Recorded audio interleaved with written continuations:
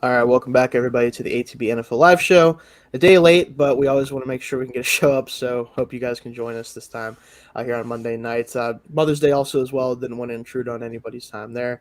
I hope we all had a good time with that. I know, Tony, you did. I got to do some stuff as well. But want to jump back into some talking about some rookies, of course. Draft class is still pretty fresh.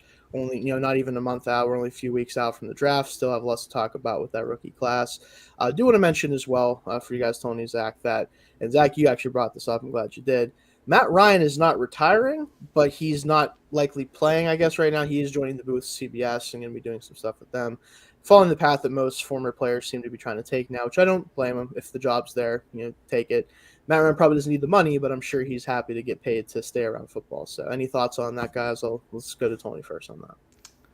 Yeah, so I was just informed like 5 minutes ago about this. Yeah. Clearly, I missed the newsletter when it first came through, but good for him. I've always enjoyed Matty Ice, so happy that he's going to be sticking around football and not formally retiring, but like retiring. Yeah. I just really hope one day that the stars align and it's the perfect time for a 28-3 reference, and I want to see if he's going to do it. Like is he going to do it? But yeah, so that's my 2 cents on it. Good for him. That'd be a good way to one. go, Matt Ryan. Imagine his first game that he's doing broadcasting for, and it scores 28-3 at some point, and everyone's just waiting for him to say something. He just doesn't do breath. it. Right. But Or like if he had been in the booth for that Vikings Colts game, like he's celebrating his ass off when the Vikings finally pull it off. My gosh. Or the Chargers and Jacksonville game. Yeah. Imagine, because I know with broadcasters, sometimes I don't know if he did this or not, but they have like a boot camp for former players to go to and kind of like just take a look and see how they do things, get a chance to do that, not live, but with over recorded games and stuff like that. Imagine if they chose the Vikings game for him to comment over. It'd be so funny. He'd just be like, all right, you guys did this as a joke. All right, whatever. But anything you want to add to that, Zach? My long-standing relationship of having Matt Ryan in my football life continues because as we just said, Matty Ice comes from Boston College, a very long time Virginia Tech rival. So I've watched him play from all the way back. Like you said, it's interesting to see this path. Last year and the past couple years, was last year the only season that Rivers was in the booth?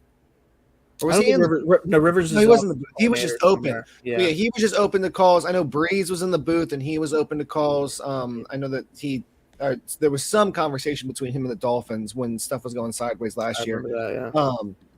But yeah, it's interesting because like obviously it's around the time for some of these guys for their career to end, but you don't know what's going to happen in the NFL where, you know what? End of career Phillip Rivers, Drew Brees, Matt Ryan might be better than taking a stab at somebody who's on the waiver wire when you don't have people to throw the football unless you're Kyle Shanahan. But like, yeah, good for Matt Ryan. Honestly, probably one of the better decisions to have in the booth based on what I've seen in post-game interviews and how he like holds himself and stuff like that. I think he'll be a fantastic for color analysis and stuff like that. So just see what happens. Yeah, I think he's very well spoken, so I won't be surprised if he does well. But go ahead, Tony. I do hope a sportsbook posts like if I get the chance to bet on Matt Ryan taking snaps for the 49ers this year, I would cash that I would bet so much on that. You know that he is the first name getting called when they work their way through the depth chart like they always do. Yeah, I would assume so. Yeah. Interesting. Yeah, I like that. Yeah, when you got Sam Darnold and maybe Brock Purdy's broken arm as your primary backups right now, it might be good to do that. But yeah, we'll get into some predictions here. So we will start with going over just early predictions. Obviously, we'll have to see how these players look in camp and how their roles are developing. We assume a lot of these players, obviously, if they're our top couple names here, that we expect them to play a lot, but never know with the NFL. We'll see kind of how this shakes out. But we're going to start with our Offensive Rookie of the Year predictions for the award for Rookie of the Year. We're going to go through at least 3 names each. There's probably going to be some overlaps, so we might get to talk about more than that, but that'll be really cool as well. I'm going to kick it off to you, Tony, first. Give me your top guy for Offensive Rookie of the Year who you expect to win it. So who I actually expect to win it, I was really hoping I wouldn't have to go first. Damn it.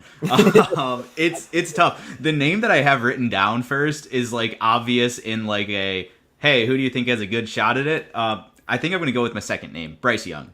Just because historically, if a QB plays the majority of a season and has half decent stats, and most importantly, their team wins a fair amount of games, they pretty much just win by default. Like we've seen a little receiver run late the last 2 years, but other than that, it's always QBs and running backs. So I think Bryce Young, being the first overall pick, he already has that kind of advantage from the start. He's in the best rookie situation of all the quarterbacks. So I think as far as stacking up wins and getting reasonable stat outputs, I think that's probably advantageous for him. And yeah, they could compete for the division. And we're going to be talking about them in December no matter what because of that division. So just feels like the narrative is going to build on itself. And I'd go with Bryce Young as my most likely.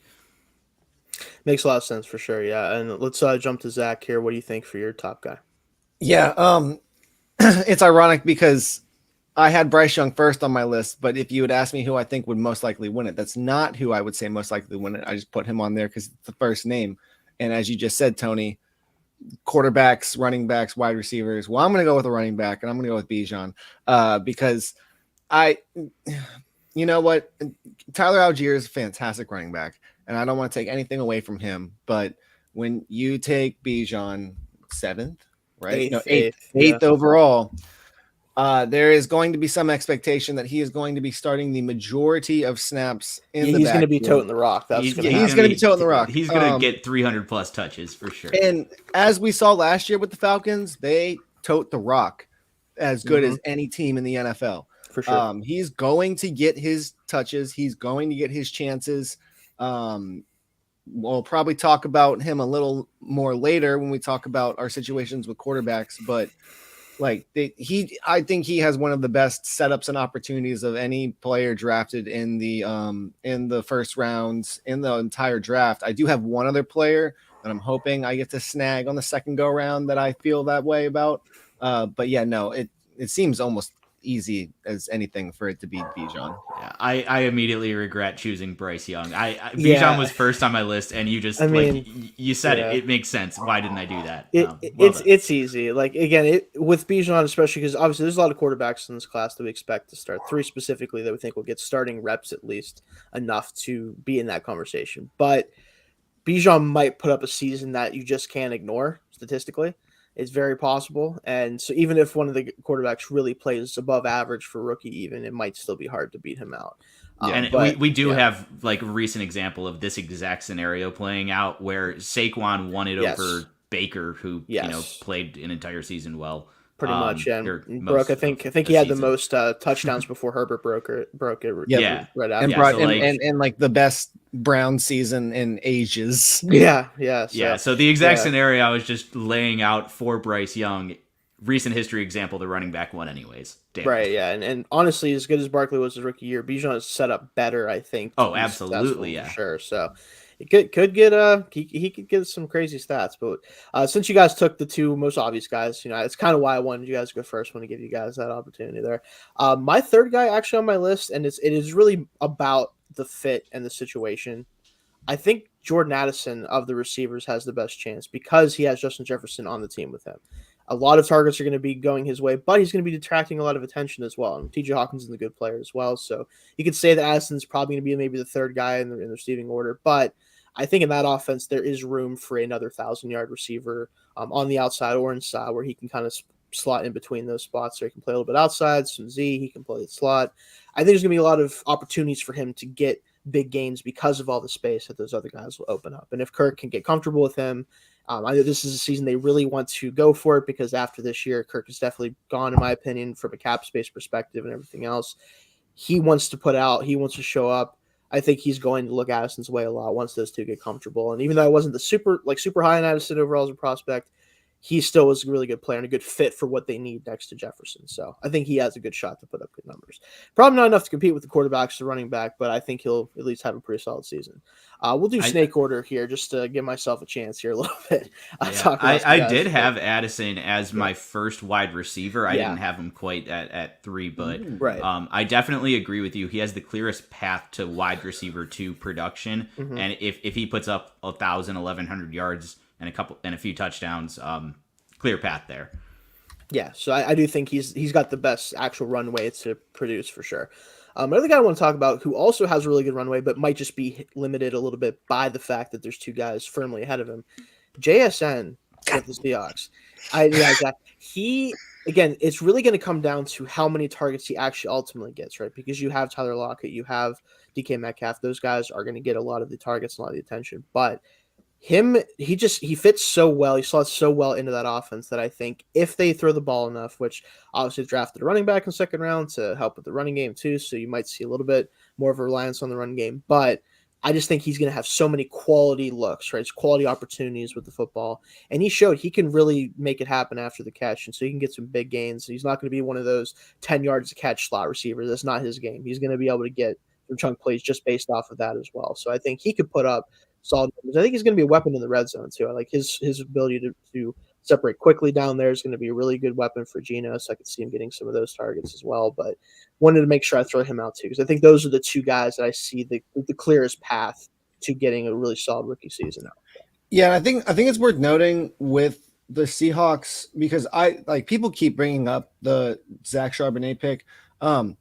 Had they not picked him, the only receivers on the depth chart or running backs on the depth chart would be Kenneth Walker, DJ Dallas, and Kenny McIntosh.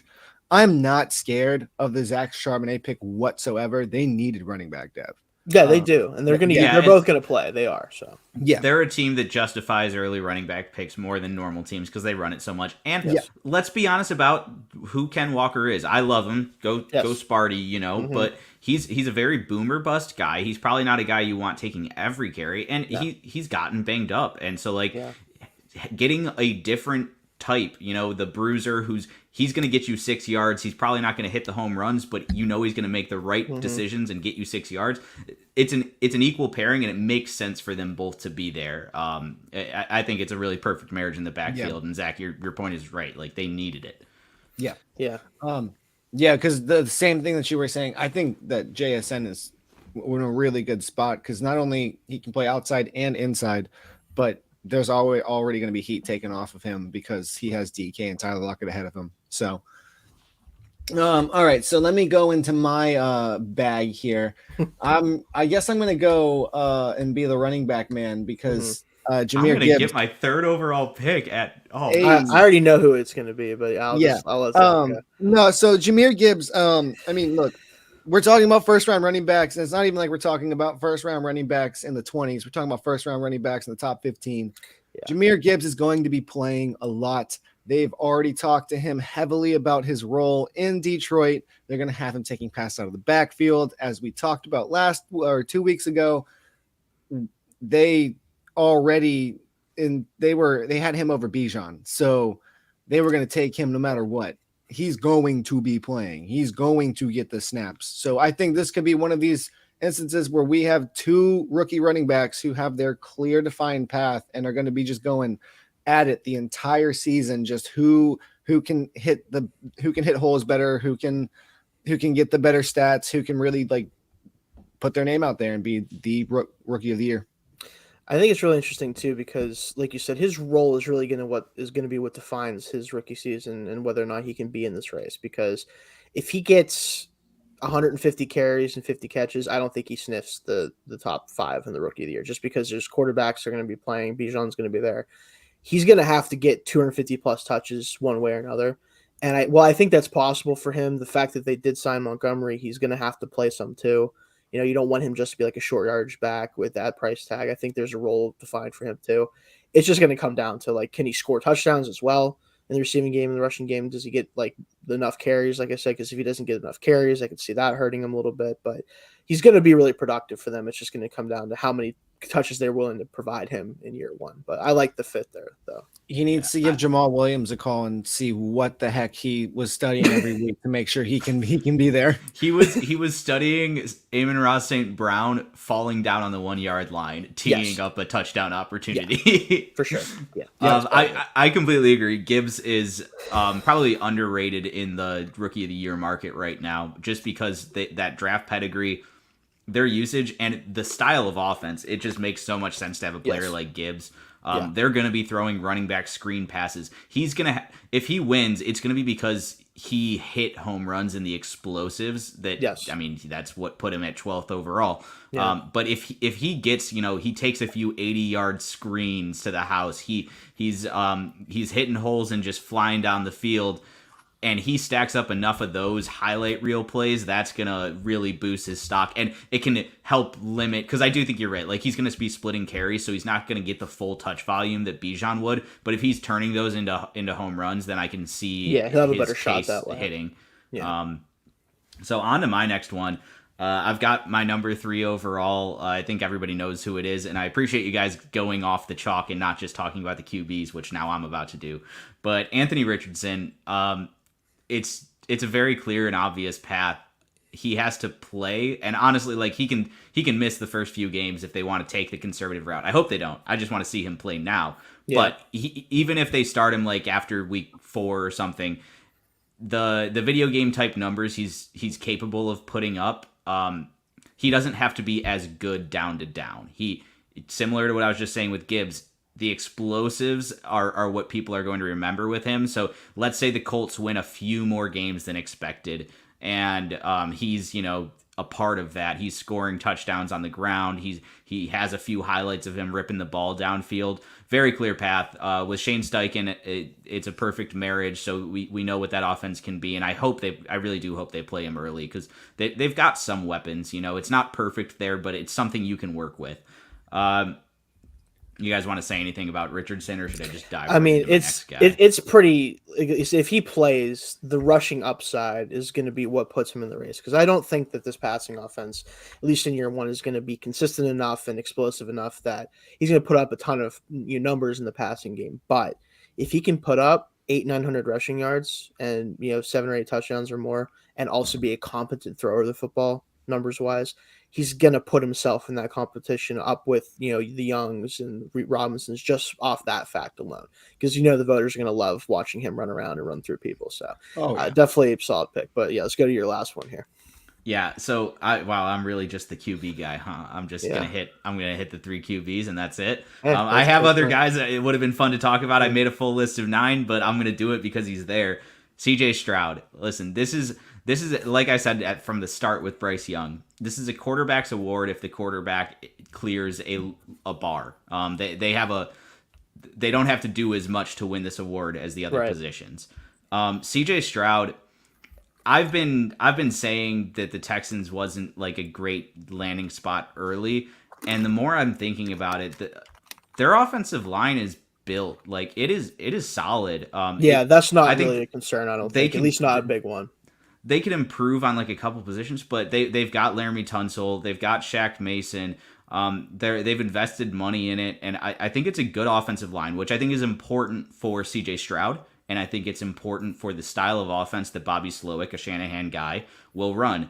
I think their running back room is incredible with Dameon Pierce and Devin Singletary. Those are 2 guys who are going to get you, 3 yards more than they should every run. Not home run hitters, but they're good in pass pro, and they're going to get you 3 more yards than than another running back would. The weapons leave something to be desired, but similar to the Panthers, they are sufficient. They're not bottom of the league. They've Robert Woods is still a good player. Bobby Trees. They got Dalton Schultz in there. Nico Collins. I still believe in him. I think he's shown enough flashes where, like, if you get a competent QB in there, like if Stroud is putting it where he can catch it, we might see a strong season from him. So I just think there's a lot more upside than I originally thought of in this offense year one. And being in a Shanahan style offense is good for the style of quarterback he is. So he was fourth on my list, but it wouldn't shock me at all if he got there. I just don't think they're going to win many games, which really hurts the case. It definitely does. Yeah, I think the combination of the still suspect, but again better than I think a lot of people think as far as the surrounding cast, combined with just the fact that this team probably just still isn't going to be super good, isn't going to be competing for a division title. Definitely, I don't think like the Panthers will most likely be. So it can be probably tough for him from that front. But anything you wanted to add, Zach, before you go? No, I mean the Texans are like we've said, they're a hard team to like really like. I think that's the reason why nobody's really talking about Stroud, because it's like, oh hey, look, the Colts are like really kind of like a quarterback away. They have some issues on defense, but like no, they're decent. Oh look, Carolina, they're rebuilding. They have a decent team, and then it's like, oh yeah, well then there's Houston. So it's just really trying to figure out what they are and what they're doing. And could he have an easy road to it if they have everything in line and he's able to just come in and do stuff right away? Yeah, but I'm not expecting that, and I don't think many people are. So that's why like it's a bit hesitant for everybody to just be like, oh yeah, CJ Stroud, yeah. So what you got up for your last one here, Zach? I guess I'm gonna go with the only other person left on my list, and that would be Zay Flowers. And I think this one is a bit more difficult. But I do think he has the opportunity because, I mean, look, the two players in front of him on the wide receiver depth chart are Rashad Bateman and Odell Beckham Jr. Yes, they are very good wide receivers, but they're also coming off of very substantial injuries. Odell's has a bit more time, but he's also a year off of football. There's still Mark Andrews. You still have Devin Duvernay. You still have Nelson Aguilar. Well, they got Nelson Aguilar, but from everything that it sounds like, they're about to open up this offense, and somebody's going to have to catch passes. So if he can find his way in to get some good chemistry with Lamar Jackson and things go well, I could easily see him, with the way that he plays football and the way that he is able to be a weapon on the field, cashing in some plays, some reverses, making some home run plays, and sneaking in. Yeah, I'm glad you brought Zay up because he was going to be the one I talk about if I needed to. For me, I think it just comes down to does he and Lamar find a connection early? Right? Because I really think he has potential to be his second favorite target outside of Mark Andrews. I really think that potential is there, even as early as his rookie year. He's just a guy that I think is going to be really easy to throw to. Like he gets open, he's quick, he's going to be able to do a lot of the stuff over the middle of the field, down the field, even like. It's just going to be, I think, easy to find him open. And because of that, I think Lamar is going to really like him a lot, especially on gotta have it plays outside of Mark Andrews. Because unfortunately, the one thing you can't see about Mark Andrews, at least when he plays the Steelers for some reason, when you gotta have it, sometimes he don't have it for some reason. Yeah. I don't really know why that is, but yeah. So finding another guy that he can trust, I think, is going to be really important. I wouldn't be surprised if it ends up being Zay. So, but the one I'll talk about last, and I did have him just as kind of like a backup to my backup for this because I thought we might get through my list by now. I'm going to throw Dalton Kincaid's name out there because I think that his role, if it's what I imagine it to be and what I hope it to be, I think that the volume will be there enough that for a rookie tight end, it will look impressive, right? Because we don't see outside like Kyle Pitts, weirdly enough, even though his second year was kind of trash, but hopefully that fixes itself this year. We don't see really super high productive rookie tight ends usually. It's just a hard position to come in and play well in the NFL, regardless of what your role is, whether it's a move tight end, wide tight end, whatever. I think if he puts up really solid numbers for a Bills team that is still expected to be one of the better teams in the NFL, and he's a big reason why they're good on offense, he will get some consideration, especially if the other receivers in the class maybe don't live up to what we hope that they can do in their offenses year one. So could be a sneaky guy to at least get kind of up in that top 4 or 5 range in terms of rookie of the year voting. So I know you wanted to hear that, Tony, I'm sure. Yeah, that super interesting thought, right? Because we know for a fact tight ends don't win this award. Like no, Kyle Pitts didn't win this award, and he's the closest thing that's going to come to it. But like you said, the way they're planning on using him, and now I'm going to go on the record right now. I don't think Dalton Kincaid gets used well until the middle of year 2. I think it will take a while. Just knowing how the Bills onboard their rookies, knowing the typical learning curve of a tight end. I know it's probably shorter for Kincaid because he doesn't play the blocking role as much. No, but I see this as an incredible long shot. But if their reality is that they want to be moving to this heavier personnel, they drafted Osiris Torrance in the second round. If their new iteration of the offense is a very Dalton Kincaid focused, and he somehow gets 90-ish targets as a rookie, and he gets 800 yards, which is incredible for a tight end rookie. And it is seen as the catalyst for a new Bills offense. Then I think you have the case for him to win it. Again, incredible long shot. I'm so happy his name got mentioned. I think it's going to take a combination of receivers not living up to it. It's going to take some injuries to other rookies but too. I think that potential is there with the way I hope that they can use him year one. Well, I was going to say we see a nice way that we hope that Kincaid will be used, but the real question is, does Josh Allen see it that way? Because he does not have the best track record. Just don't tell him he's a tight end. Just don't. He's just a really big wide receiver. Yeah, just be like, this is a receiver. Don't the T and the E in front of his name mean nothing. Literally, yeah. Don't even put it in the depth chart as tight end. But no, but honestly, I think that he's a guy that definitely would be fun to watch this year. Hopefully, regardless, even if he doesn't get all the way up there. But we're gonna move to defensive rookie of the year this time. I did. Oh. So I made a list of 9, and shockingly one got left off. So I just want to give him, and we've already talked about it a little bit, so it won't be too much time. Gotcha. But as I said before, Ken Walker is not made of whatever unbreakable material I can't think of right now. Ken Walker gets injured, and the Seahawks still run the ball. We know their offense is going to be good. We know they are going to win games.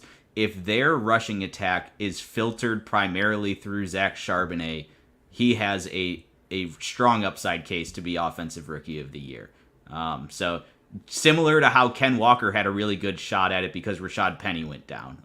It's the Seahawks. We know one of them is going to get hurt. The other one's probably going to win an award. I was this close to flipping after you did all quarterbacks to be like, well, I guess I'll be the running back guy. Yeah, right. But I think the potential is there because you guys have to remember, like, if Walker does go down early, especially, Charbonnet is going to be the primary back there, and he's going to do a good job. Like, he's a good player. He got drafted in the second round. It's not like this guy was like drafted as a depth running back. Like, he's going to play football for them this year. And they keep on talking about him catching passes, which they're going to be like swing passes, but it's going to add to his stats. He can do stuff after the catch for sure. So it's going to be interesting to see how they use him in year one. Especially, obviously, you don't hope for injuries, but if that did happen, and he's going to get similar touches probably to the other top backs that we talked about already. So. Wouldn't be that surprising. But let's move to defensive rookie of the year candidates here. I'll kick things off this time. I'm only on the spot last time. I'll start with my guy here. And I'm going to go, actually, and it's mostly because of a combination of how highly he ended up being drafted compared to what I kind of thought, and the fact that I think he's going to put up a lot of stats. Maybe not be the best player necessarily or going to make the biggest impact because it is a position that's kind of hard to make an impact in as a rookie, but Jack Campbell for the Lions. Pick 18, obviously a little bit higher than I thought he'd go, but he's going to be, I assume, or I hope so, like if you're going to draft him high, he should be the man in the middle of that defense. He's going to get a lot of tackles. He's going to probably get in a lot of passing lanes just because of his length and his smarts. He might force a couple turnovers, whether it's interceptions, fumbles, whatever. He's going to be a really smart player. He's going to be the kind of guy that, because of the position he plays, he's going to get, like I said, a ton of tackle numbers probably, and voters are going to love that about him, especially if the Lions defense can take a step up. So I think they did enough in the offseason to get that point to where you could expect them to be closer to the middle of the pack at least. I think he's got a really solid shot just because a lot of the pass rushers, and I'm sure we'll talk about several of them while we do this, might not be in the best position to put up like really high statistical numbers in the rookie season. So that's an interesting one. I definitely like linebacker is one of the positions that win the award. But it's strictly an off-ball linebacker.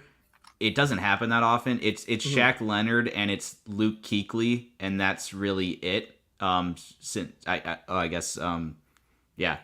really it. So he'd have to be special, and I don't know if I see Jack Campbell being special, but he'll definitely rack up the stats, and then you never know. Yeah, it's mostly just because, again, I'm not sold on the pass rushers putting up good enough numbers, honestly, in their situations to probably get to a point they're locks for the award, because we know the pass rushers, really elite corners, those are kind of the guys that win this award now. It's all pass rushers. Yeah, it's really pass rushers mostly. So we'll see how they do. But let's go to Zach here. What do you think? Because this year it's going to be a race dominated by the secondary. Because my first guy is going to be Devin Witherspoon. All right. Because I like his position and his setup. He's going into a spot where Tariq Woolen last year, literally the exact same thing. They know how to coach secondary. They've always known how to coach secondary. Devin Witherspoon is that dude. Yeah, I think I think he has a setup where he's not like he's gonna be like he can go out there and they're gonna just be like, hey, play ball.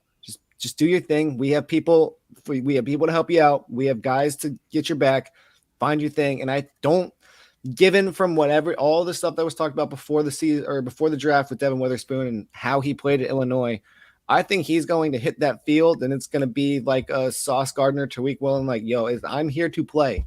I am going to lock down. Y'all better be ready. Fun pick this early, yeah, for sure. He's a guy that I think he's going to obviously take a lot of turnovers probably at corner. Typically, You're going to have to force a lot of turnovers, which honestly, teams might be a little bit more afraid to throw Woolen this year just because of how often he turned the ball over for them. But it's really just going to come down to, I think, how many targets he gets and what he does with those opportunities to make plays on the ball. But well, you guys have left me in a weird position because all right, I'm going to make my statement. I'm going to do a weird thing with my second pick. I'm thinking I might be able to get him all the way back around, but I don't know. I'm just going to go down my board. Yeah, do what you got to do. Yeah. So Charles Woodson was drafted in 1998, and he won Defensive Rookie of the Year. Mm-hmm. Since then, who are the 3 cornerbacks who have won Defensive Rookie of the Year? Sauce just won it. I think did Ramsey win it? No, I didn't think so. I didn't think he put up. Marshawn. Lattimore. Yeah.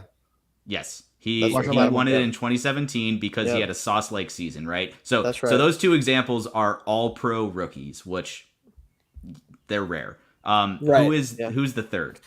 I'm trying to remember. I think if I think about it enough, I could get this. I don't want to pull it up. I really want to see if I can figure it out. I'm 90% sure that Revis didn't do it in 07. He didn't. I didn't think so. I'm trying to think of who else had really dominant rookies. You said since 1998, right? Since 1998. Oh, I don't think Bailey did it. Yeah, just for the sake of time. It's more recent than that. Okay, man. I'm drawing a blank. Marcus Peters. Oh man, that is right because he had a bunch the Kansas City Chiefs because he had like 8 interceptions and a few pick sixes. Yeah, so point being, if you are a cornerback, you either need to be an All-Pro rookie, which is incredibly rare, or you need to have the splash plays. Yeah, so the first name I'll say here because I set it up so perfectly is the splash play corner, Emmanuel Forbes. If a corner is going to win it this year, they are going to have multiple pick sixes. They're going to be taking the ball away from the other team consistently. They're going to have a stupid fill up the stats sheet kind of season because that's the only way it's happening. Yeah. So I had him as my first cornerback down. I did have him third on my list, but the first 2 guys haven't been named yet. So I'm going to say the first guy on my list, the second guy's going to get picked shortly thereafter.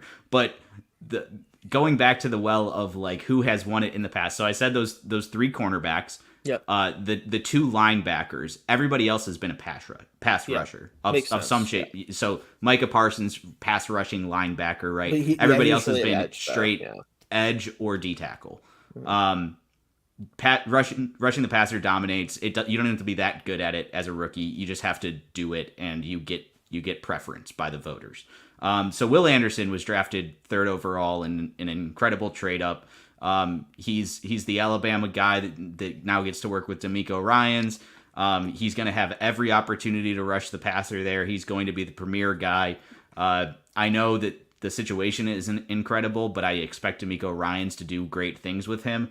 And if you're the first pass rusher off the board, you have the best shot. So getting him here feels like a win. Yeah, I don't blame you at all for doing it. It makes a lot of sense. Again, he's the first pass rush taken. He's going to be clearly given a full-time starting role. And he's playing on a defense that should be much improved, at least schematically, with D'Amico Ryans coming over there. So it makes a ton of sense. Again, I kind of wanted to shy away from the pass rushers just to give some other guys a shine because I do think the pass rushers in general aren't necessarily in the best spots overall to kind of shine as rookies, even though, again, Anderson's going to get the runway to try to do that. And it's just going to be whether he can put up the stats or not. But we'll see what happens with him. What do we want to go here for your second pick here, Zach?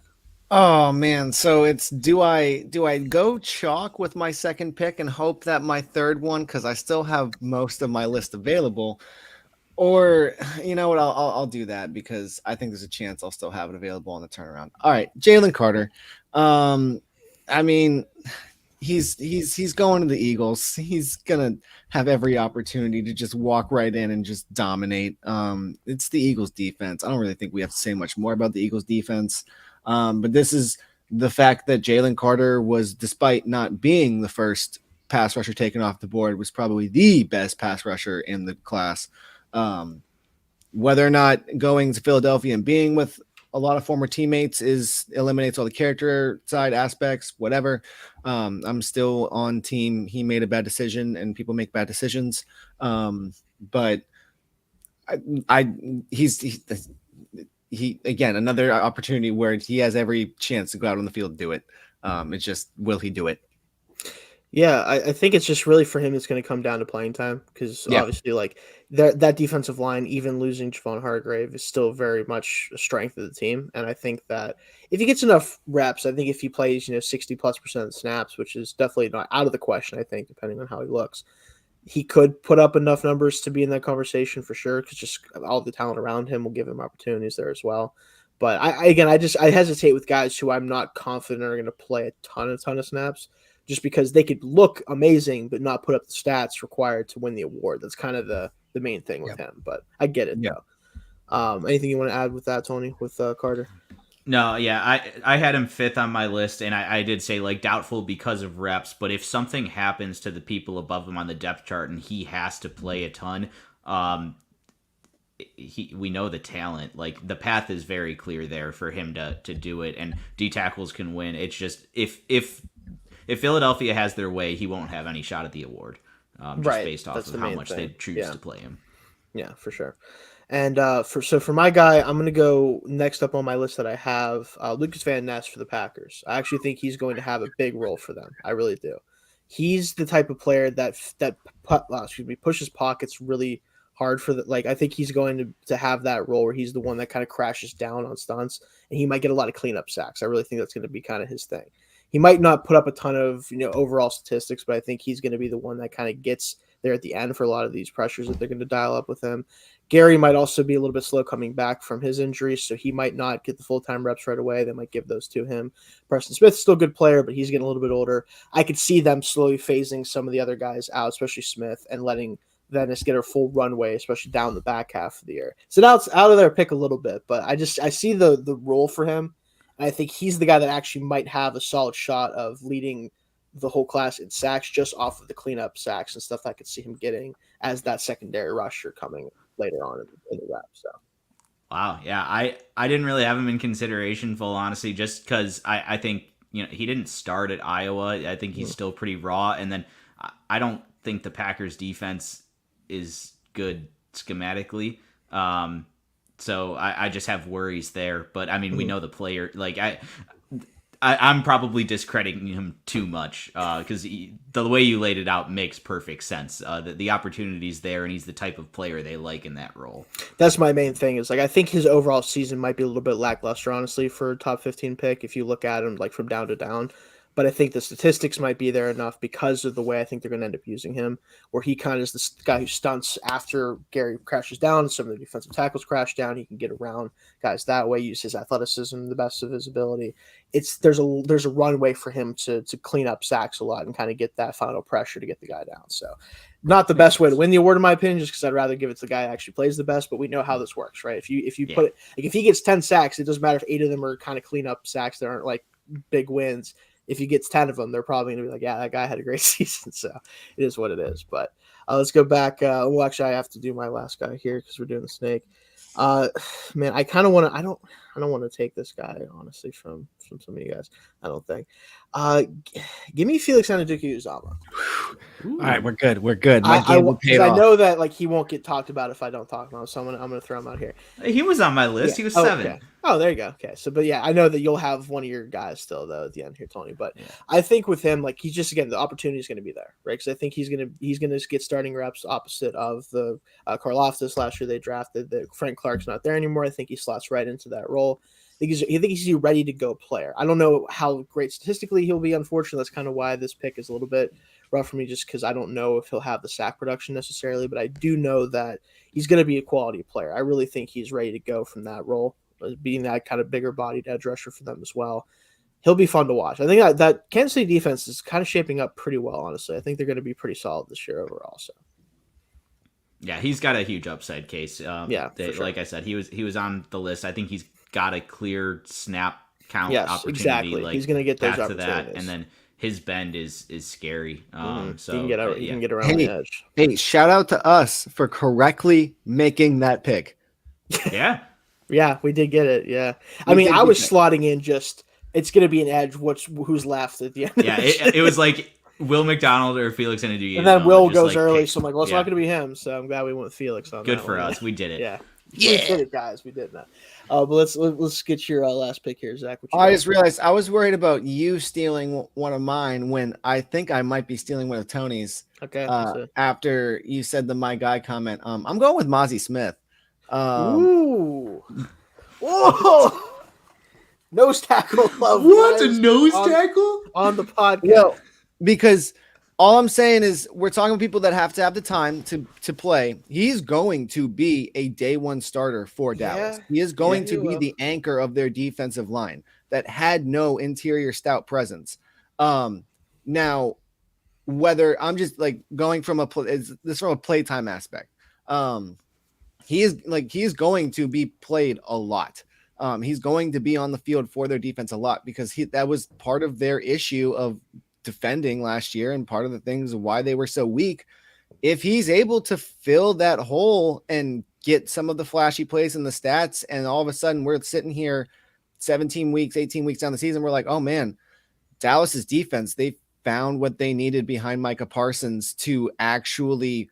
Now, granted, if it's they found what they needed behind Micah Parsons and Micah Parsons is going nuts, then that's what's going to stop it right there from him having any time. But if Smith is able to come in and show why he was drafted in the first round and really shut stuff down, I could see a path. Now, as you just said, nose tackle on the podcast, yes, but he's probably going to have to play a lot of 3-tech snaps if he wants a shot. That's just what it's going to have to be, unfortunately. But yeah, like I'm trying to think of it. Like the Cowboys defense would have to be like elite this season, and it would have to be clear that like he's plugging, and then also he'd have to get 5+ sacks, which we know he wasn't doing it at Michigan, but we don't know. Like Dan Quinn's a hell of a defensive coordinator. Like he's gonna be so he's gonna hit the snap threshold.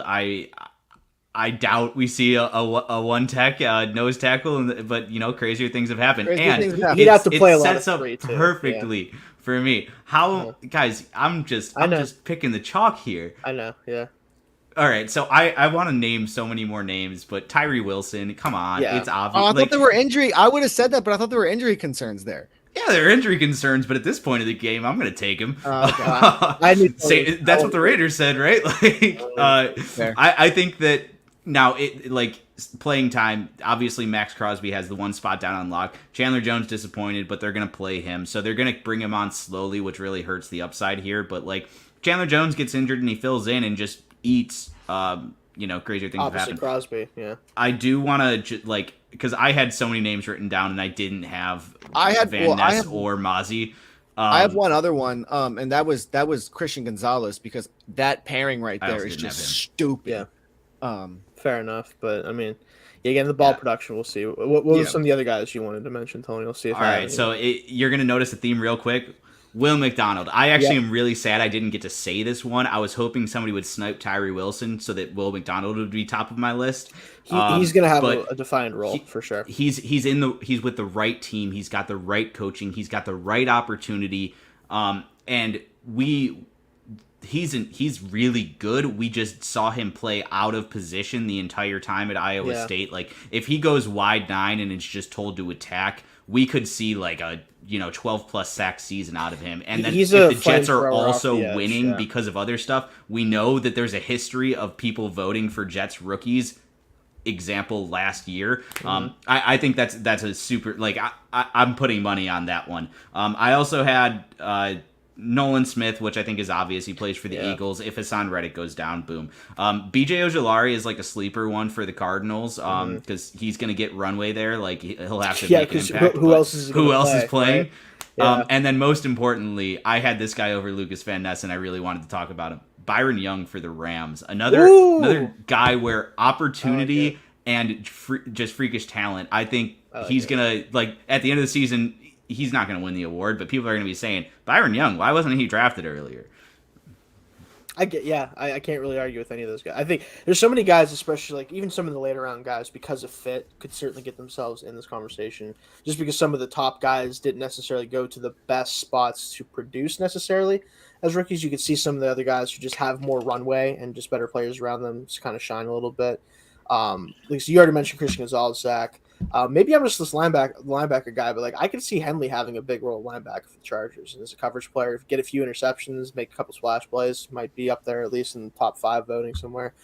That's still more of I think he won't play as much as Campbell, I don't think. So that's kind of more of a long shot there. But they don't have them slated as starters, but Brzee and Foskey could also have immediate impacts with New Orleans. I mean, they're going to play for sure. Yeah, that's true. They are going to play and they're going to win. So yeah, I don't know. We'll see. That's a really good call out. I didn't think about the Saints at all.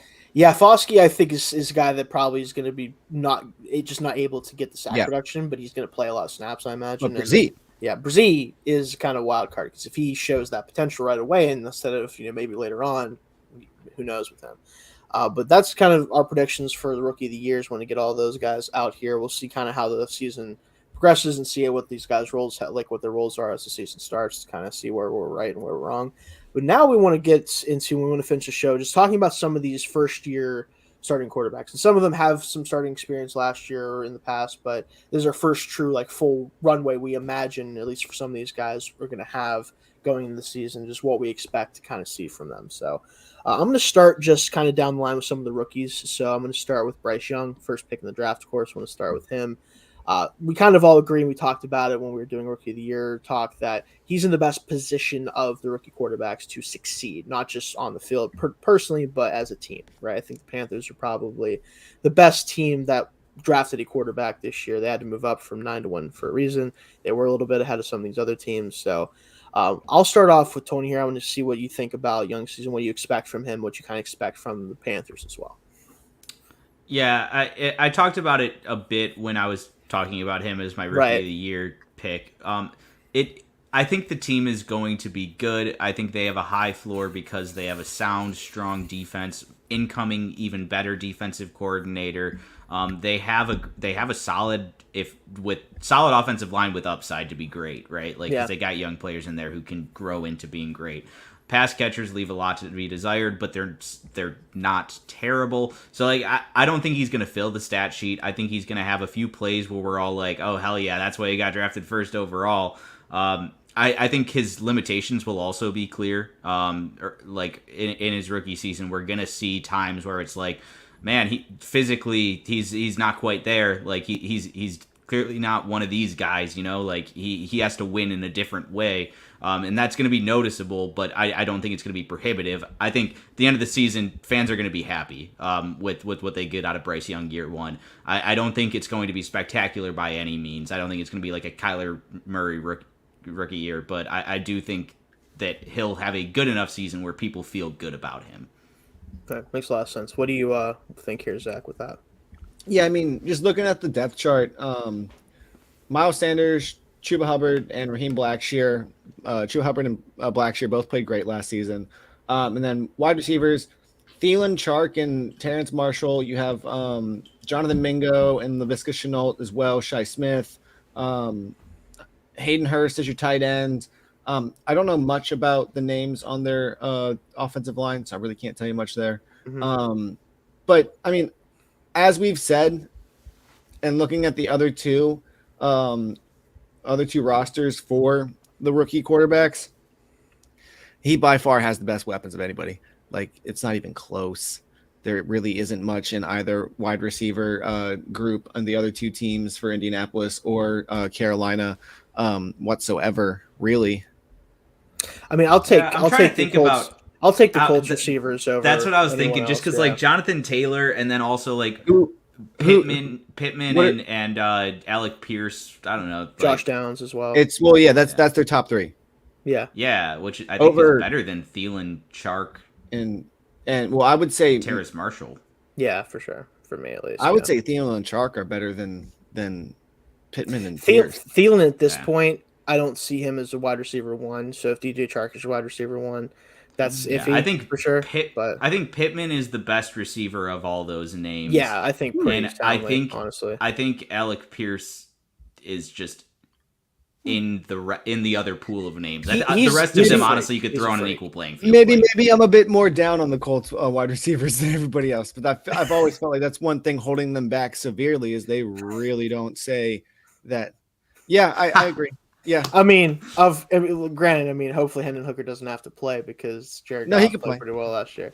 But yeah, thanks for that one. You know, got mess with by our own. Yeah, Hendon Hooker's really going to enjoy those come week 16 or whenever he's ready to play. Oh no! Yeah, just y'all wait. Yeah.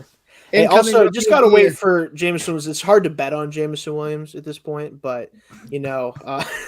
I mean, it's hard for the entirety of Detroit to bet right now. The broadcast is just going to cut out. He's going to cut us off. I'm sorry, Ronnie. I had to.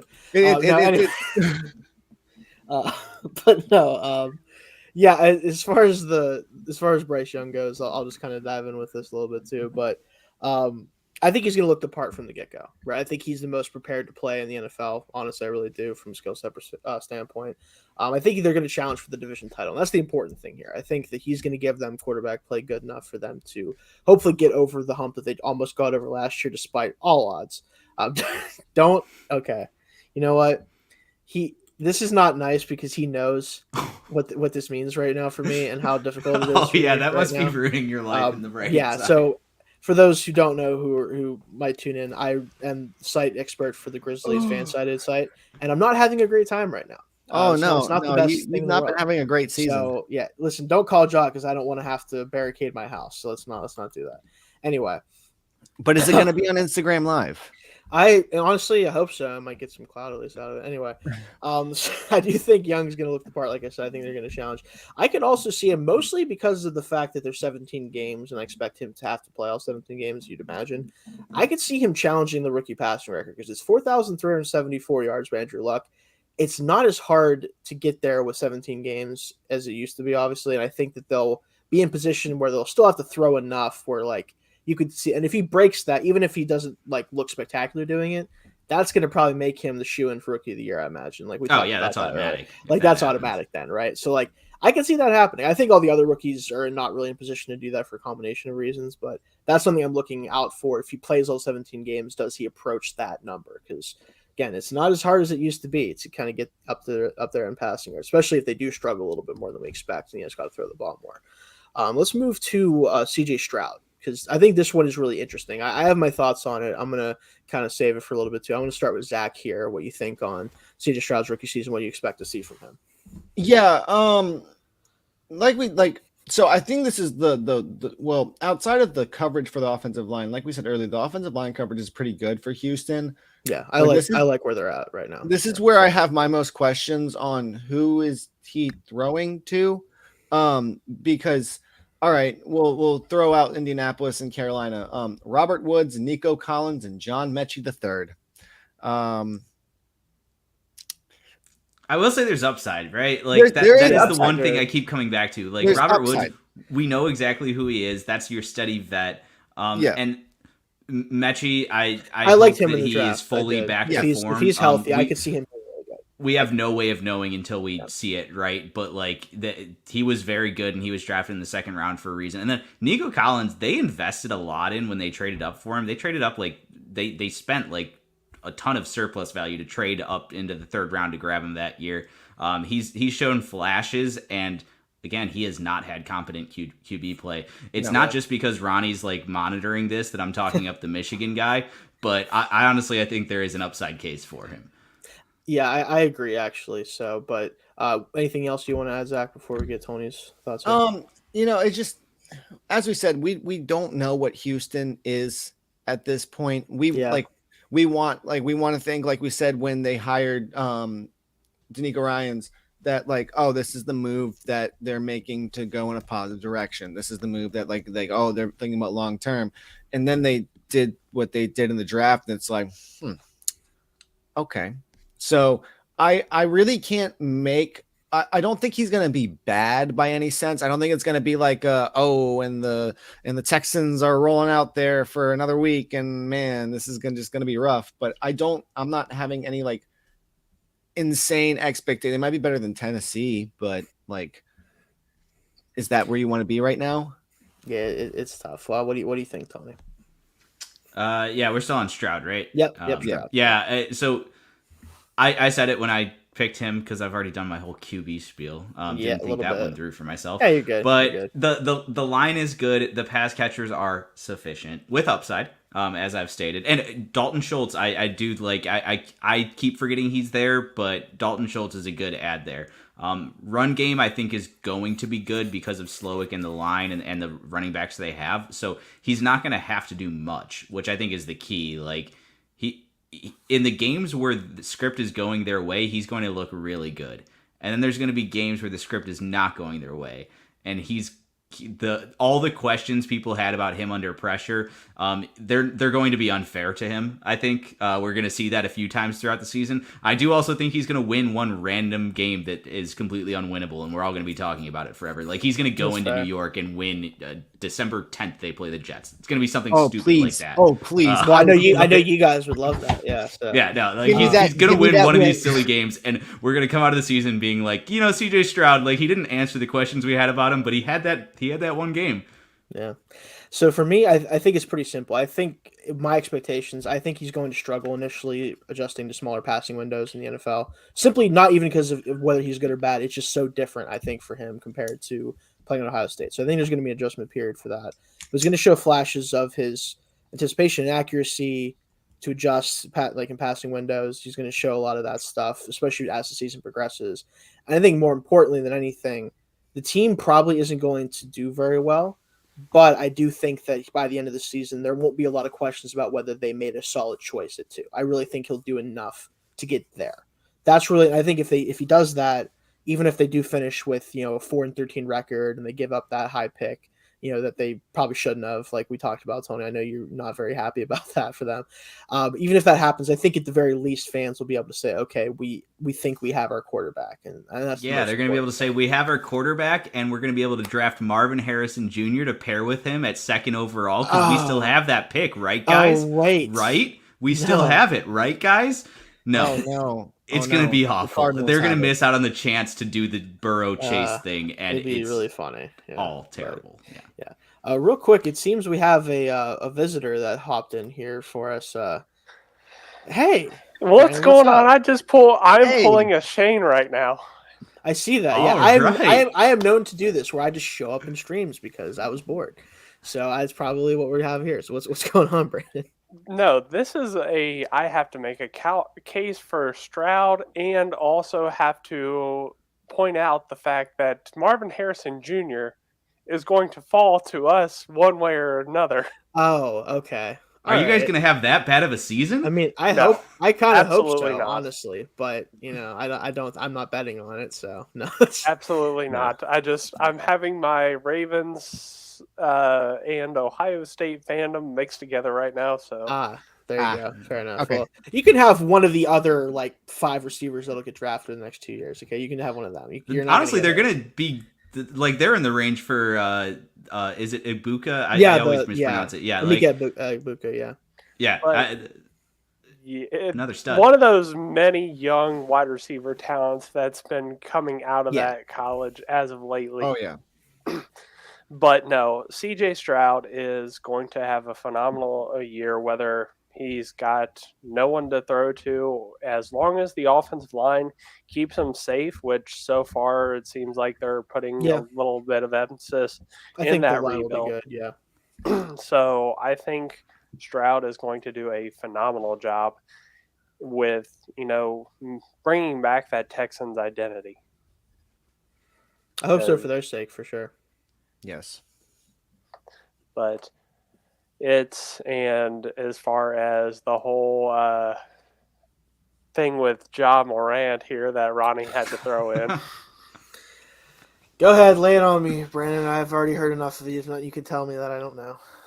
It's off topic, but I'm just like, why does this guy keep doing this? He is such I wish I knew.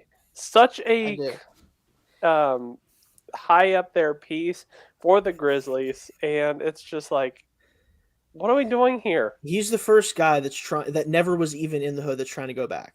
He never was to begin with, and he's trying to find his way there. I don't know. I could interject. Go ahead, Zach. Yeah, sure. Throw more on me. No. It's the only thing about this whole thing that I find interesting, and then we can do whatever. But if he was not a basketball player, nobody would care. That's fair.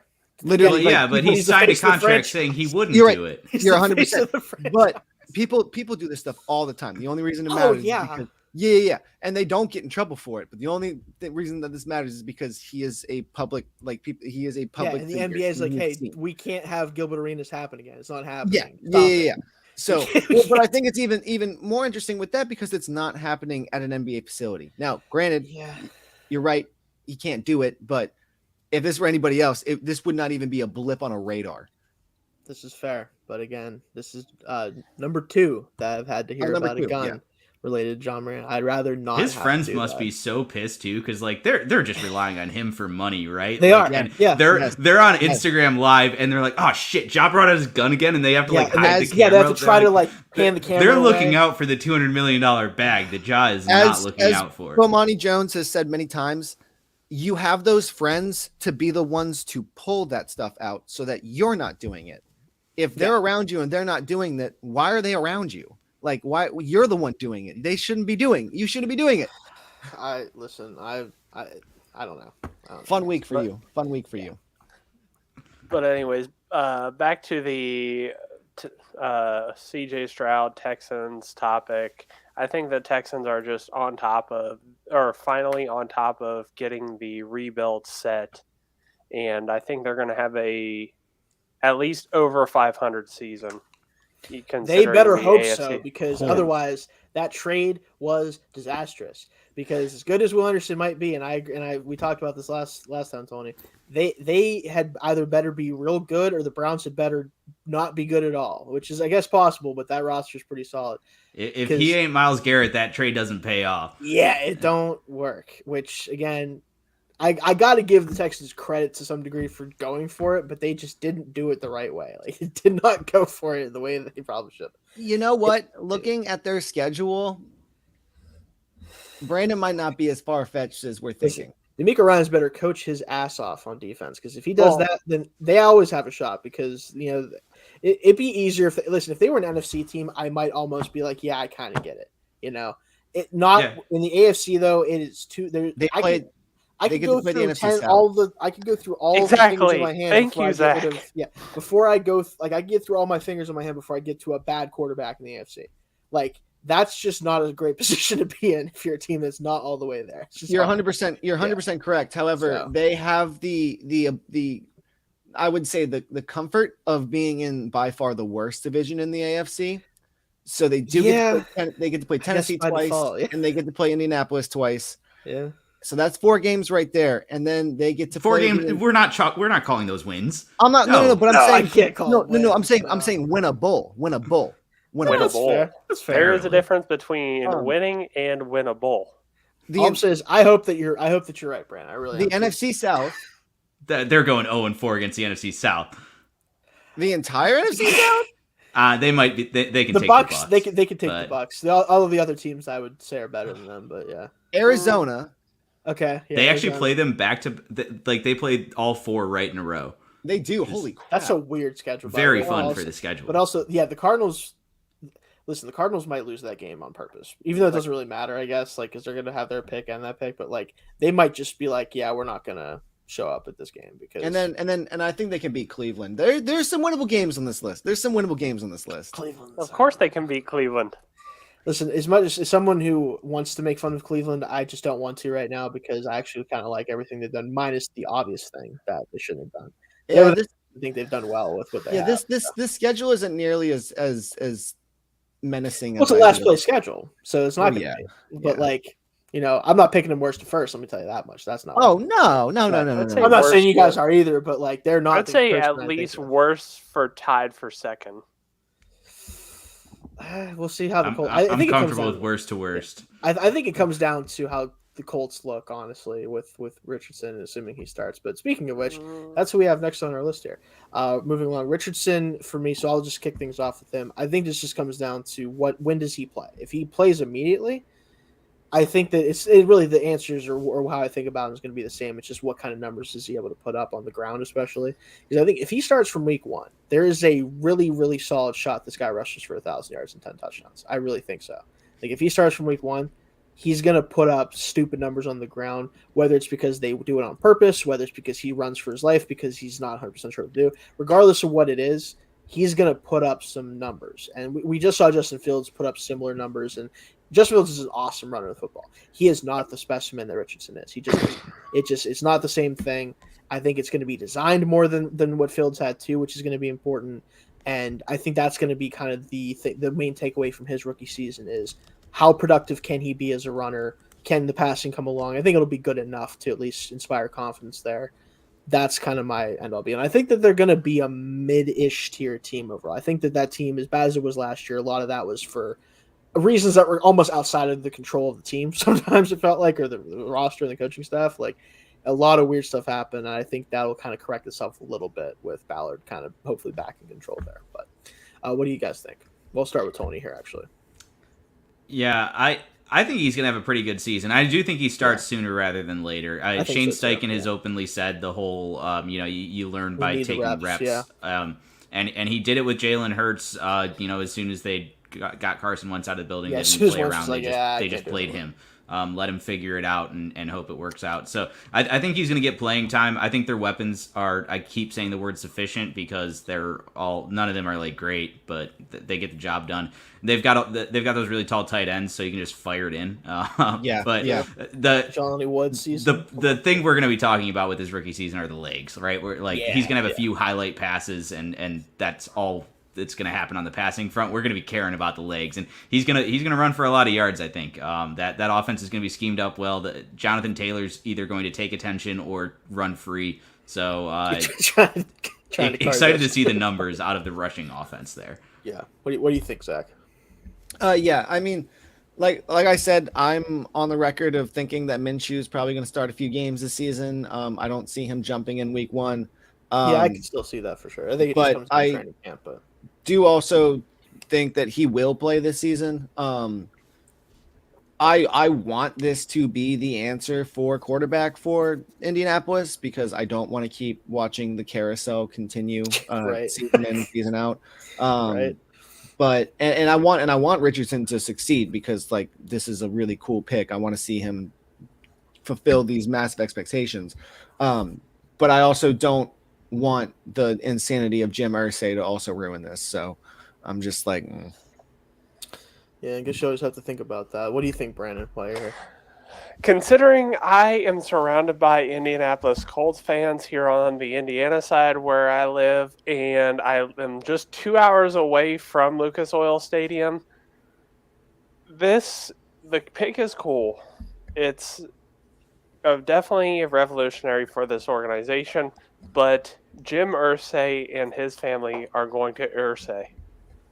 Fair enough. It's always a safe bet, right? At some point he's going to be like, "Why is he running so much?" or something like that. It's going to be Anthony Richardson is a great pick. He's going to do phenomenal things, and if this team can put it to just get it right, but his rookie season is going to look. You guys can call me crazy, but it's going to look a lot like Lamar's rookie season. I love that. Yeah, I mean, Yeah, I'd be fine sign with me that. up. I'm all in. He Let's showed do his it. promise. So, because you got to think when Flacco got hurt, let's put Gardner Minshew in as the Colts' Joe Flacco at this Flacco, point, both elite quarterbacks. Oh, yeah, both and elite quarterbacks. Yeah. so Minshew's going to get benched for whatever reason. And they're not going to really be prepared for it, so they're just going to rely on Richardson's legs and see or utilize his arm a little bit here and there, but they're going to use that option a lot. Yeah, I think they should. So I'm kind of on board with that. I think to protect him from some of the mistakes that a full time rookie passer might have that has his inexperience, and like that's kind of the thing with this is like we have to look at Richardson a little bit differently because this is a guy who started what I think like 16 college games, something like that. Because he only started a few games last year, and then this past year he started full time. Like he just doesn't have a ton of reps in the passing game, but he shows some of the signs that you want to see from a young quarterback as a passer. It probably won't happen in year one, but I think as long as he does enough there, it won't be looked at as like, oh my gosh, he can't play. It'll just be like, yeah, he still got some stuff to work out. So if you have like a Lamar-esque, like obviously he'll play more than Lamar did, but if he plays in this similar way to Lamar, yeah, I think the Colts will go ahead and just chalk that up as a big W personally. But I don't think that's really a bad thing at all. But I do want to talk about real quickly before we move on to some of the non-rookie guys here. I kind of just for all of you here, I want to get an idea of what you guys think. Do you think it will happen at all? And then if you do you think we see Will Levis start games for the Titans this year? Oh yeah. He's starting games for sure. Yeah, so I want to start. We'll go to Zach here real quick. When do you expect him to? When would you guess he's going to get in on the field? I feel more comfortable answering that question when I see Ryan Tannehill in training camp. That's fair. That's a fair question. Because fair right as as the resident Dolphins fan and 7-year indoor of the Ryan Tannehill experience, look, you can count him out, but the moment that you count him out, he's going to come out in the training camp and be like, oh my gosh, is this the year that Ryan Tannehill does it? It's been 13 years. I definitely think Will Levis is going to be playing at some point. They got their medicine for the Malik Willis pick, which I don't think was necessarily a bad pick, but it was just way too high. And there's a reason why they're going back to the quarterback well so soon. So we'll see what happens. If I had to say something, I would say mid-season. If things are looking really bad and like Vrabel's like, no, we should be winning. We need to be winning games. All right, Levis, go out there. They're a weird team. Yeah, it's tough. What do you think, Tony, for this one? When do you expect to see him? Yeah, it's a weird team. That's absolutely right. Yeah. I don't think he'll play unless Ryan Tannehill gets injured. Just because of who Vrabel is as a coach, he's like, even if the season's lost, he doesn't strike me as a guy who's going to be like, all right, well, let's pack it in and start the rookie. He's a guy who's like, no, we got to try to fight and win every game. So ultimately, I think Ryan Tannehill will get injured. He does that a lot. It's pretty reliable. You can set your watch to it. So he's going to get injured, and Will Levis is going to come in and start games. And at that point, I don't think they look back. Because as the Will Levis fan club of this show, as I've grown into over the past 3 months, I think he's better than anybody gives him credit for. And as long as they keep things simple, he's not going to fuck it up. Fair enough. What do you think, Brandon? When do you expect to see him? I'm expecting to see him anywhere between week 8 and week 10. That's probably when Ryan Tannehill will probably inevitably get injured for like most of the rest of the season, and then obviously they're going to somehow sneak into the postseason. Ryan Tannehill is going to come back, and that's all she wrote. But yeah, I would probably take a wild guess though that he would most likely come in week 10 against the Bucks. I mean, their secondary is still pretty strong, but that'd be an interesting game to throw him in there. It makes some sense. I think for me, he's either going to sit the season if the Titans are winning enough, if they're playing well enough and Tannehill is healthy and able to stay out there. I do expect him to sit the whole year, and then you probably see a Tannehill exit. Or if Tannehill struggles enough where Vrabel looks at it and says, "You're not helping me win," he will bench him for Levis. I think that's what it's going to take. Like, I don't think it's just them losing solely. It's got to be Tannehill is hurting them, right? Yeah, Like, no, that's that the was thing. that was the That's thing the that I think I was distinguish. Yeah, saying. that's the distinguishing aspect. Is like if they're like 5-8 at some point, I don't think he benches Tannehill just because. It's just not like you said, Tony. It's just not what he does. But if Tannehill is the primary or one of the primary reason he is there 5-8, variable I do think will be like, yeah, you did good for me, kid, but we're done here. Let's get the young guy interested. I think that's what's going to take. So I guessed somewhere in the last 4 to 5 games of the year, if that comes to pass, I think he could play. Outside of that, I think we see him in 2024 probably as a starting quarterback. So. But let's move to some of the young guys who aren't rookies or who we just expect to have a bigger role than a guy like Levis. I'm going to start with Sam Howell, actually. I want to start with him because he's the interesting one for me because, again, you only saw one start from him last year. He looked really good. He did have deep ball to McLaurin. Like, he looked pretty good in his one start against the Cowboys. But I expect him to get the start just because, again, like, Brissett's a good player, and he probably, I would say, is a better player right this second than him, most likely, just based off what he showed last year. But they want to give the chance to the young guy, I'm sure, just to find out, is there something with him that we can hold on to, or should we be looking at addressing quarterback next year? So I think he actually can show enough promise to at least keep Brissett on the bench this whole year and might show enough to where, okay, next year, unless they're picking really highly, which is possible, obviously, you never know with Washington. But if they're not picking super high, I could see them talking themselves into kind of what the Falcons did this year, where it's like, yeah, it wasn't a high draft pick, but we're going to stick with our guy, even though we have a higher pick that we can maybe use to get a quarterback. So, but I want to jump to Zach here. I want to give him a chance because I know he's a resident Washington guy, at least for us. Yeah. So it's interesting because like that, this was the clamoring all the end of last season when it seemed like things weren't going well. I mean, they were still in the playoff hunt, but yeah, the clear detractor was quarterback play. I could have told you that when they gave Carson Wentz a contract, but that's well, yeah, traded they traded, right? Yeah, they traded for him. Yeah. I think Sam Howell of these non-experienced quarterbacks has one of the better supporting casts to help him. Brian Robinson Jr. and Antonio Gibson is an incredible 1-2 punch in the backfield. They did good for sure. Antonio Gibson, I give all credit to because he was basically looked at last season and said, hey, either change your game or we've got somebody to replace you. And he absolutely changed his game. A player, I don't know where he is right now. Where's JD McKissick? He was with them last year. I don't know if he's still they cut him. He hasn't signed anywhere. I thought somebody might have picked him up. But that was basically what was happening with them before they got Brian Robinson. Is it was Antonio Gibson was the bruiser, and they had JD McKissick as my favorite fantasy. He won me a championship. That man was incredible. Yeah, he had a couple nice games. So like between those two, then you have Terry McLaurin, Jahan Dotson, and Curtis Samuel. Jahan Dotson played fantastic last year. Yeah, when he was Terry healthy. McLaurin is Terry McLaurin. Terry McLaurin. Yeah. Curtis Samuel is also highly underrated. He was when he plays, it's great. Yes, it's just can he stay healthy? Yeah. And then you have that same question with tight end with Logan Thomas, but when he plays, fantastic tight end.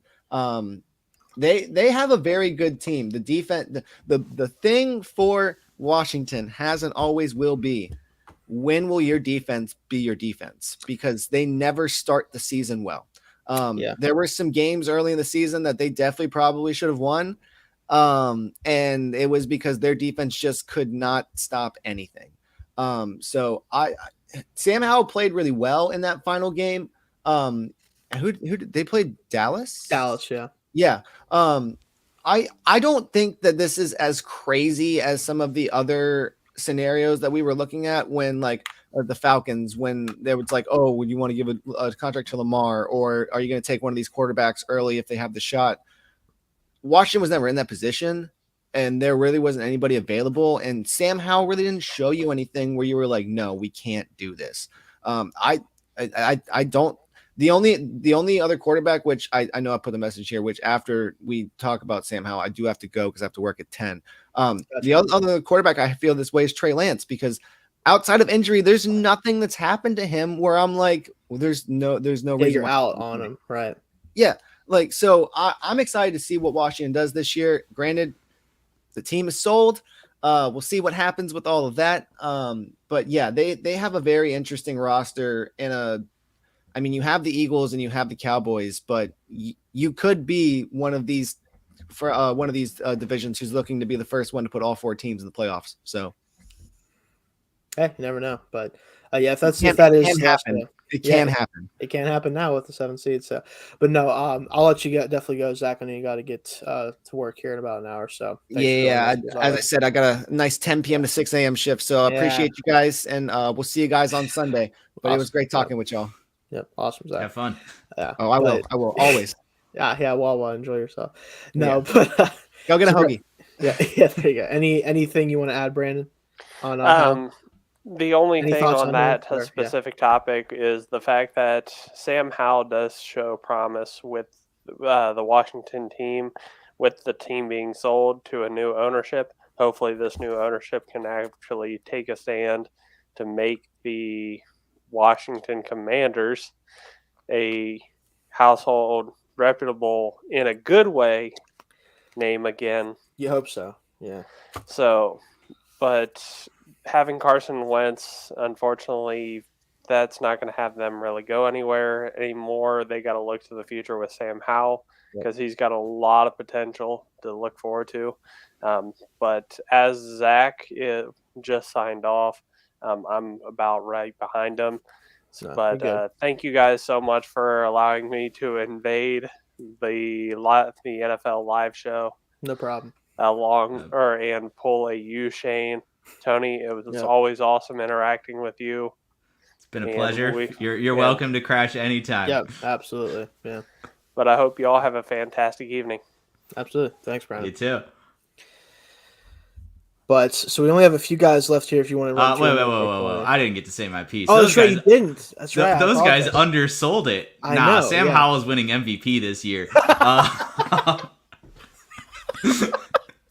Washington MVP coming, right? No. Okay, so maybe he's not winning MVP, but Zach did a very good job of laying out like all of the offensive weaponry that Sam Howell will have, and it is good situation. It is desirable. Like I think it's top 10 in the league territory. Like it's in that conversation. Yeah, overall, their weapons group is incredible. The offensive line needs a little work, but the most important reason this Sam Howell experiment will work is because they hired Eric Bieniemy as their offensive coordinator, and now barring I don't think it was all Andy Reid, right? You can't be in that position for that long and not be part of the reason things are working. So I think he's going to carry over enough. So unless somehow it was all Reid, I think this is going to work. This offense is going to function. It is going to function well. Sam Howell, he's going to do the right things. Like, he's not going to elevate the offense, but he's going to do the right things. And then once in a while, he's going to get chased out of the pocket, and he's either going to, he's going to score a touchdown. It's just a matter of which team. But I do think, like, what's going to happen is the team was just sold, thankfully. But the new ownership group is going to want to assess things and then start to implement their plan, right? Which means you don't make swift moves. So I think the team's going to struggle a little bit, but Howell's going to show enough promise where they end up firing Rivera because they want a new coach. I think there's potential for Bieniemy to be pulled up into that role if the offense performs well, and I think the offense will perform well. And then I think we're looking at the Commanders going into next season, new ownership, new coaches, probably new GM, and fifth-round salary Sam Howell as a competent quarterback that you can upgrade if the opportunity presents itself. Kyler Murray, he's going to be available probably. Like, don't be afraid of upgrading, but you won't feel the immense need, and that allows you to develop a strategy over a couple years. So, I think that they can be in a really good place after this year, and I think Sam Howell is going to be a piece of that. Yeah, and just to kind of put the bow on it, I think that he should have probably been a second or third round pick. Him going the fifth round is really just more about the quarterback class as a whole being weak and maybe some teams just preferring other guys over him. He has the physical traits, I think, especially he's a good runner. He was fantastic in his last year in North Carolina just because he kind of had to be. But he has all the physical tools to be a quality starter. It's just whether he can put it all together. And I think that this group will allow him that chance at least to do that, which is going to be fun to watch. But want to move on to we'll go with another second-year quarterback here. Actually, I want to start with him. Desmond Ridder with the Falcons. And this one is tough for me because I'm not very high on him as a player just in general. I wasn't coming in the draft. I wasn't whenever he was drafted. But I do think that overall the offense is set up in a way where he probably just won't be given the opportunity to truly fail. Right? Like I just don't think they're going to allow him to fail in the way that some of these other quarterbacks might have the opportunity to, because they're clearly going to run the ball as much as they can with Bijan and with Algier, and he's going to even run the ball a little bit. One of his traits is the athletic traits. I think he can run with the football a little bit as well. I just don't think that he's going to have enough splash plays in the passing game to really give himself the opportunity to cement himself as a starter for them long term. And I just don't think he has it in general, especially if they had to throw the ball 40 times in the game. I don't think that would go very well, even though their weapons are sound across the board. You hope you can get more from Pitts, and you're going to see second year from London. I just don't see it with him personally. That's kind of where I'm at with it. All right, I buried the lead earlier. Desmond Ridder is actually winning MVP this year. Okay, all right. No. So again, promise it's the end of that bit. Not a good joke. But Desmond Ridder, like I do think he has a very good season in front of him. So Arthur Smith, he's one of the best offensive play callers in the NFL. Honestly, his teams don't have the success, so we're not going to say this, and it's dumb to say this too, but like he should be talked about as one of those like offensive head coaches where you're like, wow, he solves so many problems. Like he's not Shanahan, he's not McVay, but you should be talking about him the way you talk about those offensive savants. And it's specific to the run game and the way he designs it. Everything is so multiple. He is the champion of positionless football, where everybody says they want to do it. He really does it. He'll line anybody up anywhere and he'll win. Not at the end of the day, just kind of like win that rep.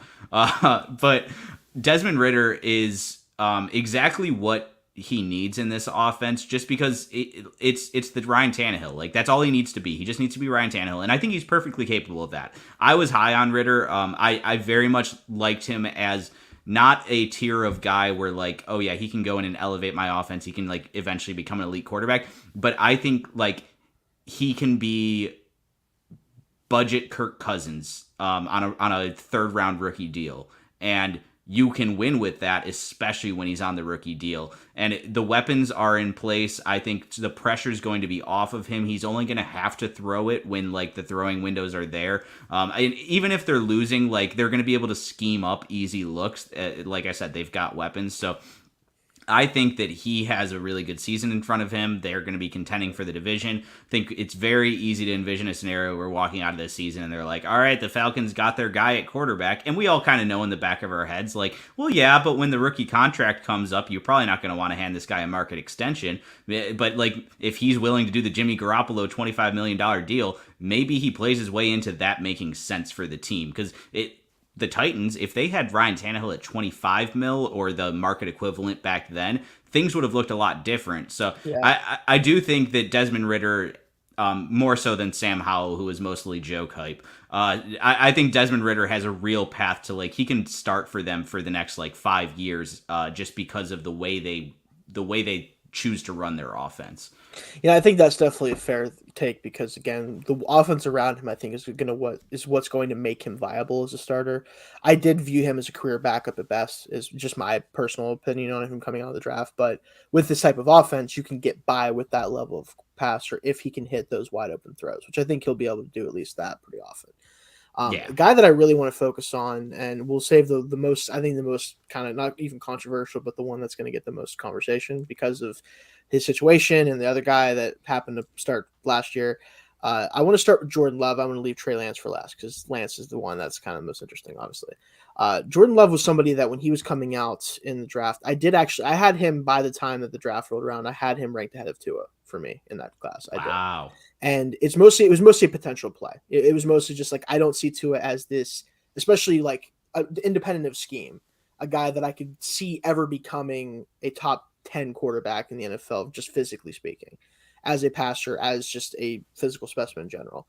I think with Love, what we've seen from him since he's been drafted is obviously not a great situation if you want to ever play, because Aaron Rodgers, outside of his injuries occasionally, he's going to be the starter, right? And now that he's finally gone, I think between preseason reps and what we've been able to see of him as his career's progressed, I think he is prepared for this opportunity, at least from a mental perspective, from understanding what he needs to do within the offense, all that stuff. And I'm glad for that, because I think if he was forced to play in his first 2 years, it probably would have been even uglier than what it looked like when he did play the Chiefs that one start. just because he wasn't really ready from that perspective. I do believe he's ready now to at least run the offense. It all just comes down to how the weapons kind of come together, right? Because Watkins last year, Christian Watson, sorry, not Watkins. He had one of those rookie seasons where like, yeah, the big plays were there, but outside of that, it was pretty iffy. So like if you can replicate those big plays again, he can get more consistent. He could become at least like a low end wide receiver one type for me in his second year. Dobbs, I did like a lot in the draft, but he had consistent issues, injury issues. Like, we'll see what he looks like. I like the picks they made in the draft. I think it really kind of puts a floor on that offense a little bit with the two quality tight ends. You get Reed, obviously, from Michigan State. You know him well. I wonder what his role is going to be. I assume he's probably going to play a lot in slot. Inside. He's going to start. He's going to early start for sure. like, you hope so, because there's this no isn't an Amari else. Rodgers. He's going to play. He has to play. I mean, he just has to, right? Like, it's not really a question there. I think if everything flows well with the playmakers and he can get in a rhythm with these guys, I do think he's going to have a good enough season where they do look to continue to keep him around for several years if he can make it work with LaFleur's offense. So, yeah, I pretty much completely agree. Like, I think we saw the Chiefs game and it was concerning. Last year, I think when he played yes, well. I was impressed with everything he did last year. He looked prepared to play. I think that's exactly. the key thing. He looked ready to come in and play, which is key for him. I saw stuff that is going to work, right? Like you know this upcoming year. And something I think we've not missed because like we all know it, but like we're not talking about enough now that it's happened.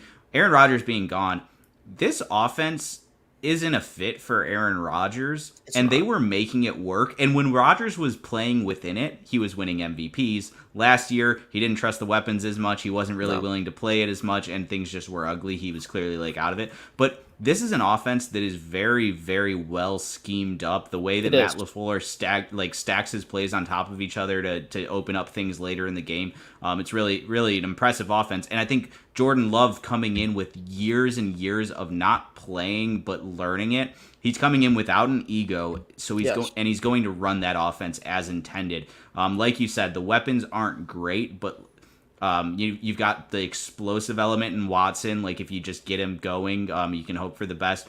Dobbs is like inconsistent, but you hope he grows a little bit and you can throw it up and he'll catch it. And then Jaden Reed, I do think he's going to get a lot of run in the slot, and I think he's going to go well.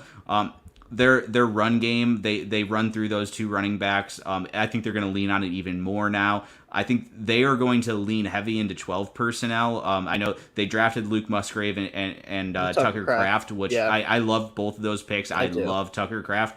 I think Kraft is the one to look at this year, especially that can make an impact for sure. Yeah, and so like I think the offense is going to. This is dumb to say because it was Aaron Rodgers. The offense is going to look better this year than it did last year. I do think so, and I wanted to say people are going to be in bad faith saying, wow, the Packers upgraded. It's going to be clear that Jordan Love is not an upgrade, but the offense, the way it is supposed to be ran, it's going to work better. It's going to flow better. And so people are going to have those bad faith arguments as people do. He's going to allow them and allow LaFleur to be the point and shoot type of guy. Like, okay, this is what the play is. If you don't run it well, or if you don't see it, then you have the athleticism to make a play. But if you run my offense as I ask you to, I promise you'll be successful. And I think that Love will buy into that. And because of it, it may not be much really more explosive, or they may not average like a ton more points or anything, but it's going to flow and look just so much more in sync than it did last year. And again, Rodgers' play style, admittedly, is difficult for anybody to play with, especially if they're not a seasoned vet or they're ready to kind of make those adjustments on the fly with him. But it hindered them. It really did. It just made it harder for the whole offense to work, and I think everyone knew that. I think even Rodgers himself knows it, and that's part of why things ended the way it did. But we'll see how he kind of looks. But I want to finish with Trey Lance. I don't want to keep you guys too much longer, or you, Tony. But this one is the most interesting thing to me because we kind of all know, we've talked about it. Trey Lance is easily the most talented quarterback on their roster and should be the guy that starts week 1 if he's healthy, which I'm sure he will be by that time.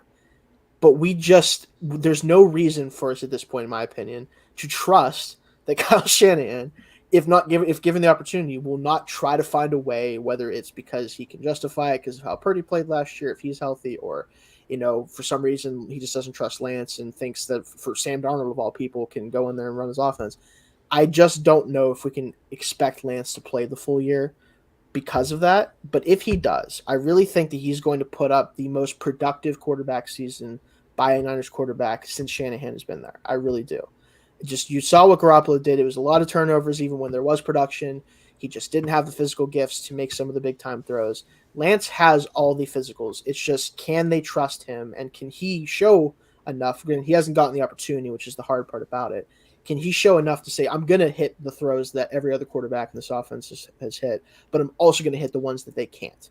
That's the key thing. If he can show that, then there's no reason Shanahan should ever put anyone else in. I don't care how good Brock Purdy was last year. I don't care. He's not the answer to the quarterback position long term. You have to find out if Lance is the guy, and I just hope that they give him the shot. That's my spiel on it.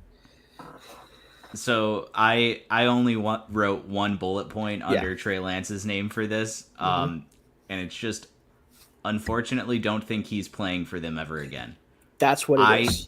I think that the 49ers are moving on from Trey Lance. I still think a trade gets done before the offseason comes to a close. I just think their messaging has been so consistent and not in Lance's favor. They traded up for him. They took the big swing. It seemed like it was Shanahan acknowledging that, like, hey, the way that I play, the quarterbacks I gravitate towards, they're missing that final piece to elevate. So we need to go chase that.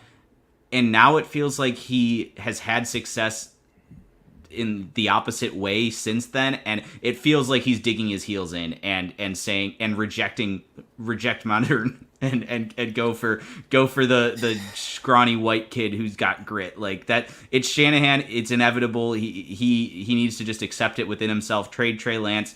Get him to a situation where he's going to be given a fair shot because he deserves it. I still think he's going to be a good quarterback.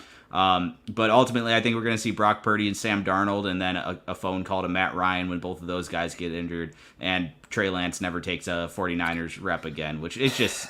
it's unfortunate, man. At this point, it's what I'm rooting for, because I want Lance to fully get buy-in from a team and be given that chance. I think the team that should do it is the Vikings. I really think so. That is the team that should do it. That's the team that should do it. Remain within the Shanahan system. Yes.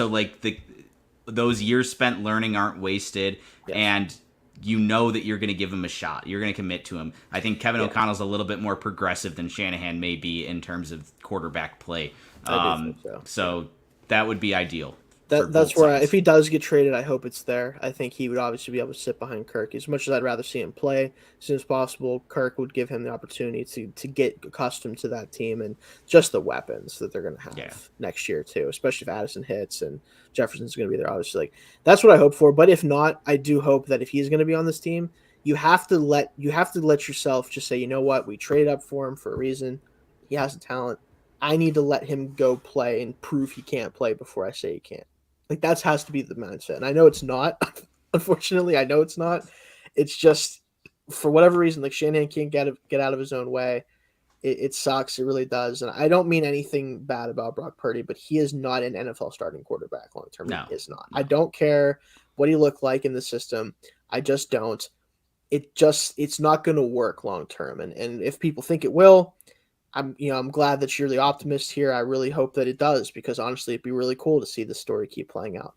But I just have no reason historically, or even from what I watched last year, to believe that. And I do believe that Trey Lance can be a starter, and I don't think Purdy can. That's kind of the ultimate thing. And what the funniest part about this is, to me, the most likely scenario at this point is at some point Brock Purdy either gets hurt again, right, or proves that he's not a starting quarterback, and we have to watch Sam Darnold play football again in 2023. Nobody wants. Not only that, we're going to watch Sam Darnold play football at a level that gets him a contract with another team. Isn't that hilarious? It's going to be like the Nick Foles contract with the Jags or the Jaguars after the Colts. Or like it's going to be a silly one.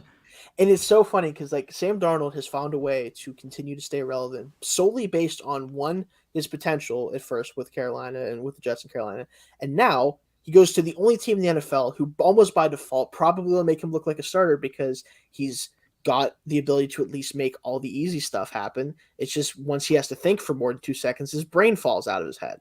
Like he won't have to worry about that 90% of the time with Shanahan. Yeah. So I bet he's going to look really good, which is hilarious. It makes sense.